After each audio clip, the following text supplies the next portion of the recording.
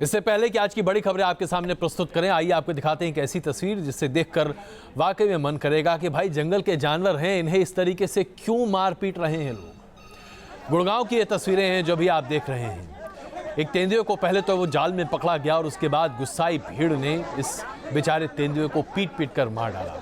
भाई तेंदुए का क्या कसूर है? उसके रहने की जगह में तो अब हम इंसान रहने लगे हैं। जंगलों पर हमने अपना आधिपत्य जमा लिया है और अब ये बेचारे जानवर करें तो क्या करें? उन जगहों पर ही तो आएंगे जहां शायद कभी ये रहा करते थे। तेंदुए की मौजूदगी में स्थानीय लोग कुछ दिनों से दहशत में थे, लेकिन इससे पहले कि वन विभाग के लोग कुछ कार्रवाई कर पाते, इस तेंदुए को धर पकड़ा गया। जाल में पकड़े इस तेंदुए को लोगों ने ऐसे मारा जैसे लग रहा था कि धोबी अपने कपड़े को धो रहा हो। और वाकई में इन तस्वीरों को देखकर बहुत तकलीफ हुई।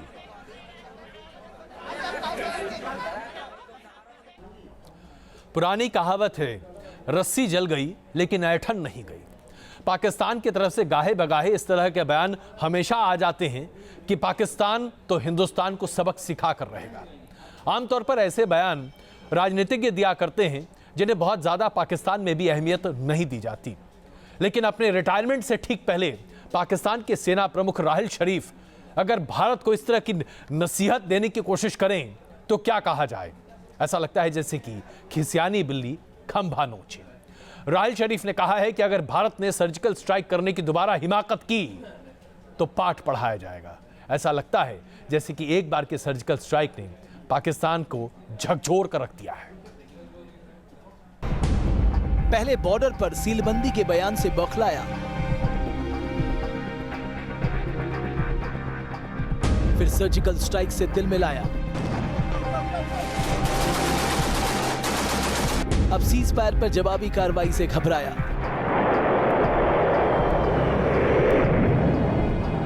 बार बार लगातार मात खाने के बाद भी नहीं सुधरता पाकिस्तान और अब इसी झुंझुलाहट को मिटाने के लिए पाकिस्तानी आर्मी चीफ ने दी है भारत को धमकी। उन्होंने कहा है कि भारत के सर्जिकल स्ट्राइक के दावे में कोई सच्चाई नहीं है। पाकिस्तानी फौजें इंडियन आर्मी को सबक सिखाने की काबिलियत रखती हैं। अगर पाकिस्तान ने सर्जिकल स्ट्राइक की तो भारत कई पीढ़ियों तक इसे याद रखेगा और भारत अपनी आने वाली पीढ़ियों के सिलेबस में पढ़ाएगा कि सर्जिकल स्ट्राइक के मायने क्या होते हैं। दरअसल पीओके में भारतीय सेना के सर्जिकल स्ट्राइक के बाद से पाकिस्तान में राहिल शरीफ की फजीहत हो रही है। पहले माना जा रहा था कि राहिल शरीफ को एक्सटेंशन दिया जा सकता है। उनके समर्थन में पाकिस्तान की सड़कों पर पोस्टर भी चिपकाए गए, लेकिन सर्जिकल स्ट्राइक के बाद उनकी लोकप्रियता का ग्राफ तेजी से नीचे गिर गया। यही वजह है कि राहिल शरीफ के रिटायरमेंट पे आखिरी वक्त तक सस्पेंस छाया रहा। अचानक 29 नवंबर को उनके रिटायरमेंट की तारीख तय कर दी गई। जानकारों की माने तो सर्जिकल स्ट्राइक से राहिल शरीफ की जो किरकिरी हुई है उसे वो पचा नहीं पा रहे हैं। वैसे पद संभालने के बाद से ही भारत को लेकर राहिल शरीफ का रवैया आक्रामक रहा। राहिल का ट्रैक रिकॉर्ड रहा है कि वो न सिर्फ जहरीले बयान देते हैं बल्कि भारत के खिलाफ खौफनाक साजिशें रचने से भी पीछे नहीं हटते। श्रीनगर में इंजीनियरिंग कॉलेज पर हमला, पंपोर में आतंकी एनकाउंटर, बारामूला में सेना के जवानों को निशाना बनाना, पठानकोट के एयरबेस में आतंकी घुसपैठ और फिर उरी में भारतीय जवानों की शहादत, ये सभी बड़ी वारदात राहिल शरीफ के कार्यकाल के दौरान हुई थी। इसके अलावा राहिल के आर्मी चीफ रहते हुए ही भारतीय जवानों के शवों के साथ बर्बरता की घटनाएं सामने आ चुकी हैं। हालांकि इस बात से इनकार नहीं किया जा सकता कि राहिल शरीफ ने भारत के खिलाफ जो भी चाल चली, भारतीय जाबाजों ने उसका मुंह तोड़ जवाब दिया। Team news nation. सेना अध्यक्ष राहिल शरीफ पिछले 3 साल से पाकिस्तान के सेना अध्यक्ष हैं और ऐसे में उनका कद पाकिस्तान में बहुत बड़ा हो चुका। इसलिए नहीं वो एक बहुत ही सफल और कारगर सेना अध्यक्ष हैं, बल्कि इसलिए क्योंकि तहरीक-ए-तालिबान एक ऐसा आतंकी संगठन जिसने पाकिस्तान की जिंदगी और लाइफलाइन को निचोड़ कर रख दिया है, जिसने पाकिस्तान की सेना की कमर तोड़ कर रख दी थी, उसके खिलाफ सेना अध्यक्ष राहिल शरीफ ने ठोस और कारगर कदम उठाए और जहां ये शोहरत मिली उस शोहरत को इस्तेमाल किया हिंदुस्तान के खिलाफ एक नया फ्रंट खोलने में भी। राहिल शरीफ उन तमाम जनरल में शामिल हो रहे हैं जिन्होंने हिंदुस्तान के साथ रिश्तों को खराब करने में कोई कसर नहीं छोड़ी। यहां तक कि जाते जाते भी जहर उगल कर ही जा रहे हैं राहिल शरीफ। राहिल शरीफ ये नाम पाकिस्तान में एक आर्मी चीफ से बड़ी पहचान हासिल कर चुका है। फौजी वर्दी पहने ये जनरल अपने पूरे कार्यकाल में पाकिस्तान की सरकार को दोयम दर्जे का साबित करता रहा, और वो भी कुछ इस तरह कि जिस आवाम ने अपने वोटों से जमहूरियत का परचम लहराया था, उसे जमहूरियत से ज्यादा भरोसा फौजी बूटों पर होने लगा था। राहिल शरीफ को इस मुकाम तक पहुंचाया एक आतंकी वारदात ने। ये वारदात थी पेशावर में आर्मी स्कूल पर हमला। 16 दिसंबर 2014 यही वो तारीख थी जब आतंक पेशावर के आर्मी स्कूल पर काल बनकर टूटा। तहरीक तालिबान के आतंकी स्कूल के अंदर घुसे और उन्होंने गोलियां और ग्रेनेड बरसाने शुरू कर दिए। आतंकियों ने 141 लोगों को मौत के घाट उतार दिया, जिनमें अधिकतर स्कूली बच्चे थे। इस हमले ने पाकिस्तान को हिला दिया तो फौज के मनोबल को भी तोड़कर रख दिया। पाकिस्तान मासूमों की मौत का बदला चाहता था और ये बदला राहिल शरीफ ने लिया, तहरीक तालिबान के खिलाफ बड़ा सैन्य अभियान चलाकर। इस सैन्य अभियान में पाकिस्तान की एयरफोर्स तक शामिल हुई। उत्तरी वजीरिस्तान और खैबर पख्तूनख्वा में टीटीपी के आतंकियों को निशाना बनाया जाने लगा। एयरफोर्स की बमबारी के बाद पाकिस्तानी फौज की स्पेशल फोर्स के जवान इन इलाकों में उतरे और एक एक कर तहरीक तालिबान के वरिष्ठ आतंकी मारे जाने लगे। इस अभियान ने जनरल राहिल शरीफ को आवाम की नजर में नवाज शरीफ से बड़ा कर दिया और नतीजा हुआ कि राहिल शरीफ ने इस मौके का फायदा उठाया। राहिल शरीफ के कार्यकाल के दौरान ऐसे कई मौके आए जब भारत पाकिस्तान के बीच सीमा पर तनाव बढ़ा और ये तनाव जंग जैसे हालात में तब्दील होता नजर आया। शुक्र है कि दोनों मुल्क जंग की तरफ नहीं बढ़े। राहिल शरीफ रिटायर होने को हैं। पाकिस्तान में नया आर्मी चीफ आ जाएगा, लेकिन आशंका ये भी जताई जा रही है कि फौज से दूर रहने के बाद भी राहिल शरीफ राजनीति के जरिए पाकिस्तान में सक्रिय बने रहने का इरादा रख सकते हैं। Team news station. ऐसा माना जा रहा है कि नोटबंदी के बाद पाकिस्तान में रहने वाले तमाम आतंकियों के हौसले पस्त हो रहे हैं, क्योंकि जाहिर सी बात है अब हिंदुस्तान में आकर आतंकी गतिविधियां कर पाना बहुत आसान नहीं है। समर्थन नहीं मिल रहा है यहां पर। अब आतंकवादी सोच रहे हैं कि किस तरह से बड़े आतंकी अंजाम को किया जाए, आगे बढ़ाया जाए। ऐसे में उनकी ये कोशिश भी है कि नए नोट किस तरीके से हासिल किए जाए ताकि अपने आतंक के नेटवर्क को एक बार फिर से खड़ा किया जाए। और ये बात इसलिए स्पष्ट हो रही है कि कई आतंकवादी जो गिरफ्तार किए जा रहे हैं या जो मारे जा रहे हैं, उनके पास से नए नोट बरामद हो रहे हैं। घाटी की फिजाओं में दहशत पैदा करने की कोशिश में दहशतगर्द। नोटबंदी के बाद टूट रहा है आतंकियों का मनोबल।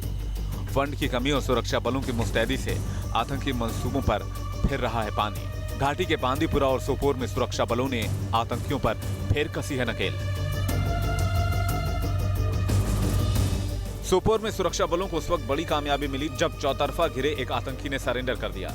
तमाम सुरक्षा एजेंसियां उससे पूछताछ में लगी हैं ताकि घाटी में सक्रिय आतंकी नेटवर्क का पता लगाया जा सके। वहीं बांदीपुरा में सेना ने 2 आतंकियों को एनकाउंटर में मार गिराया है। सुरक्षा बलों के लिए इसे एक बड़ी कामयाबी के तौर पर देखा जा रहा है। हालांकि यहां आतंकियों का मुकाबला करते हुए एक जवान भी शहीद हो गया।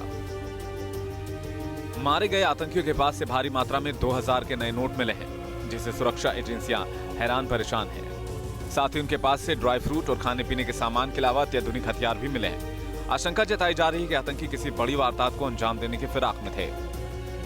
देखिए, ये इनकी लगातार कोशिश ये है कि अधिक से अधिक जो आतंकवादी हैं उनका इन्फिल्ट्रेट करा दो जम्मू एंड कश्मीर रीजन में खास तौर से, और भी दूसरी तरफ से भी ये कोशिश कर रहे हैं। पंजाब या राजस्थान, नेपाल के थ्रू इनकी कोशिशें हर तरफ से जारी रहती हैं सी माध्यम से, लेकिन इनको सफलता नहीं मिल रही है बहुत ज़्यादा।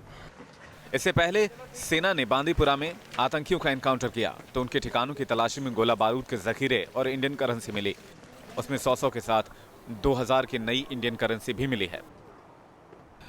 एक स्पेसिफिक इंटेलिजेंस इनपुट के आधार पर एक joint operation army, JNK police और CRPF द्वारा हाजिन विलेज के इलाके में लॉन्च किया गया।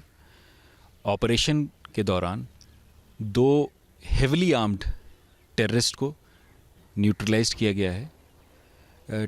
टेररिस्ट के पास से हमें 2 AK-47 राइफल्स, एक अंडर बैरल ग्रेनेड लॉन्चर और लार्ज क्वांटिटी में वॉरलाइक स्टोर रिकवर हुआ है। सेना के हाथ लगे सामान में 2000 रुपए के नए नोट बड़े सवाल खड़े कर रहे हैं कि आतंकियों के पास ये नोट कहां से आए, किस तरह ये नोट आतंकियों तक पहुंचे। Team news nation. नोटबंदी को लेकर विपक्ष के निशाने पर चल रही भारतीय जनता पार्टी पर RJDU ने एक संगीन इल्जाम लगाया। जेडीयू के नेताओं का आरोप है कि बिहार में बीजेपी के राज्य इकाई ने नोटबंदी से ठीक पहले कई जमीनों की खरीद फरोख्त की है, जबकि बीजेपी ने कागजों के साथ इन आरोपों को झूठा और निराधार करार दिया है। ऐसा लगता है कि अब उन तमाम राज्यों में विपक्ष भारतीय जनता पार्टी पर हावी हो रहा है, जहां भारतीय जनता पार्टी के नेता अब अपने आप को बचाने की कोशिश कर रहे हैं। नोटबंदी को लेकर सरकार और विपक्ष में तकरार जारी है। एक तरफ जहां विपक्ष नोटबंदी को लेकर मोदी सरकार पर हमलावर नजर आ रहा है, तो वहीं मोदी सरकार ने भी मोर्चा खोल दिया है।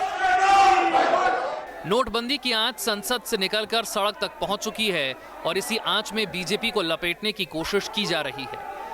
पटना में बीजेपी पर जेडीयू नेताओं ने आरोप लगाया कि बीजेपी ने अलग अलग जिलों में पार्टी दफ्तर के लिए करोड़ों की जमीन का सौदा किया है और यह सौदा नोटबंदी से ऐन पहले हुआ है। 5,000 से 7,000 करोड़ रुपए के बीच की राशि का मामला है। ये केवल 2,000 करोड़ का भी मामला नहीं है। जो एक्चुअल जो खरीदगी है वो सर्किल रेट पर बताया जा रहा है, जबकि बाजार का गणित हम सब जानते हैं कि सर्किल रेट से कई गुनी ज्यादा दरों पर जिला मुख्यालय की जमीनें खरीदी जाती हैं। हालांकि बीजेपी विपक्ष के इन आरोपों को सिरे से खारिज कर रही है। बीजेपी का कहना है कि पार्टी संगठन विस्तार के लिए हर एक जिले में पार्टी कार्यालय खोलने की योजना पर काम कर रही है, जिसके लिए जमीन का सौदा हुआ है और इसमें सभी लेन देन बैंक के जरिए ही किए गए हैं और इसकी प्रक्रिया पिछले 1.5 साल से जारी है।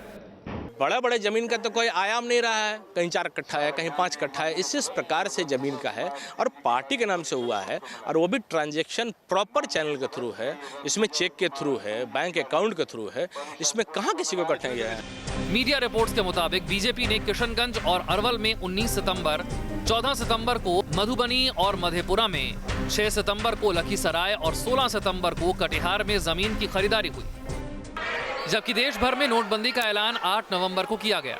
इस लिहाज से विपक्ष का आरोप कुछ कमजोर नजर आता है। उधर इस खबर के सामने आने के बाद कांग्रेस भी हमलावर हो गई है, लिहाजा वो बीजेपी को घेरने की तैयारी में जुट गई है। भारतीय जनता पार्टी ने नोटबंदी से ऐन पहले बिहार और देश के अलग अलग कोनों में करोड़ों अरबों रुपए की संपत्ति खरीदी और उस संपत्ति खरीदने के लिए कैश और चेक दोनों पैसों का इस्तेमाल किया गया।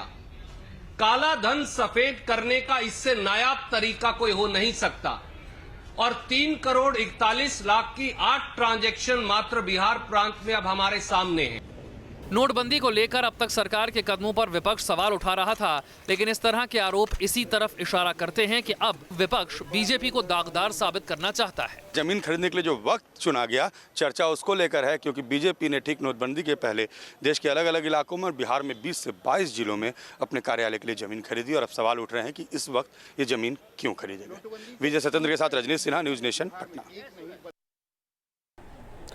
नोटबंदी पर रोजाना आती खबरों के सिलसिले में आज एक ऐसी खबर आई जिसने नए नोट वालों के भी होश उड़ा दिए। जी हां, आप सोच रहे होंगे भाई हमारी जेब में तो नया नोट है, क्या फर्क पड़ता है, लेकिन यह खबर आपके लिए बड़ी महत्वपूर्ण है। और बात यह है कि नए नोट जो आरबीआई ने जारी किए उसमें 500 रुपए के नोट दरअसल 2 तरह के जारी हो गए और यह प्रिंटिंग मिस्टेक है, यानी कि प्रिंटिंग एरर है आरबीआई के द्वारा। लेकिन अब दिक्कत यह हो गई है कि आरबीआई ये मान भी ले कि भाई उनकी प्रिंटिंग मिस्टेक है, तो जो सही नोट है आरबीआई के हिसाब से 500 रुपए वाला, उसके अलावा जो दूसरा 500 रुपए का नया नोट भी किसी के पास है, तो वो नोट तो गलत हो गया। अब ऐसे गलत नोट को आपको बैंक में वापस करना पड़ेगा। 10 नोट हैं तब तो कोई दिक्कत नहीं है, अगर 10 से ज्यादा नोट आपके पास हैं जो कि नए होते हुए भी गलत हैं, तो एफिडेविट के साथ आपको उन्हें बैंक में जमा करना पड़ेगा। अब इसे कहते हैं सिर मुड़ाते ओले पड़े। अगर आप घंटों लाइन में रहकर 500 के नए नोट लेकर आए हैं तो चेत जाइए, इस खबर को जरूर देखिए, कहीं आपके पास 500 के वो नोट तो नहीं आ गए जो आरबीआई की गलती है आप भुगतिए। दुनिया के सबसे बड़े और खतरनाक आतंकी संगठन इस्लामिक स्टेट के सरगना अबू अल बगदादी की तबाही का काउंटडाउन ऐसा लगता है कि अपने आखिरी चरण में पहुंचता दिख रहा है। मोसूल पर चढ़ाई करती इराक और गठबंधन की सेना अब मोसूल की सीमा तक पहुंच चुकी है। ऐसे में बगदादी और उसके लड़ाके लाख कोशिश कर लें, लेकिन अब होगा तो वही, सच्चाई की जीत होगी। मोसूल में चल रही महाजंग अब तकरीबन पूरी होती नजर आ रही है। जिस तरह से लगातार गठबंधन सेना को एक के बाद एक कामयाबी मिल रही है, उसे देखते हुए लग रहा है कि जल्द ही इराक में इस्लामिक स्टेट का ये गढ़ ढह जाएगा। इस्लामिक स्टेट के आतंकी मोसूल को बचाने के लिए पूरा जोर लगा रहे हैं, लेकिन गठबंधन सेनाओं की ताकत के आगे वो कमजोर पड़ रहे हैं। चूंकि गठबंधन सेनाएं मोसूल की सीमा तक पहुंच गई हैं, इसी वजह से हैवी शेलिंग रोक दी गई है और अब इन्फेंट्री धीरे धीरे शहर के आउटपोस्ट को अपने कब्जे में ले रही है। मोसूल को बचाने के लिए इस्लामिक स्टेट अब फिदायीन हमलों का भी सहारा ले रहा है। खबरें ऐसी भी आई हैं कि इस्लामिक स्टेट बेगुनाह नागरिकों पर केमिकल वेपन का इस्तेमाल कर रहा है, लेकिन उसका कोई भी दांव कामयाब होता नजर नहीं आ रहा। मोसूल के दक्षिण, पूर्व और उत्तर की तरफ से गठबंधन सेनाओं ने घेरा डाल दिया है। तल अफर जैसा सामरिक रूप से अहम इलाका भी गठबंधन सेनाओं के कब्जे में है, लेकिन एक बड़ी चुनौती अभी बाकी है। चुनौती मोसूल को इस्लामिक स्टेट के कब्जे से आजाद कराने की। मोसूल एक घनी आबादी वाला शहर है जिसमें छोटी बड़ी हजारों इमारतें हैं। अगर गठबंधन सेनाएं शहर के अंदर घुसने में कामयाब भी हो गईं, तब भी इस्लामिक स्टेट के पांव उखाड़ना आसान नहीं होगा। आतंकी नागरिकों की आड़ में अपनी पोजीशन बना सकते हैं। हालांकि गठबंधन सेनाओं को दूसरे खाड़ी युद्ध में अर्बन वॉरफेयर का बड़ा तजुर्बा है। ऐसे में उम्मीद की जा रही है कि जल्द ही मोसूल इस्लामिक स्टेट के चंगुल से छूट जाएगा। Team news nation.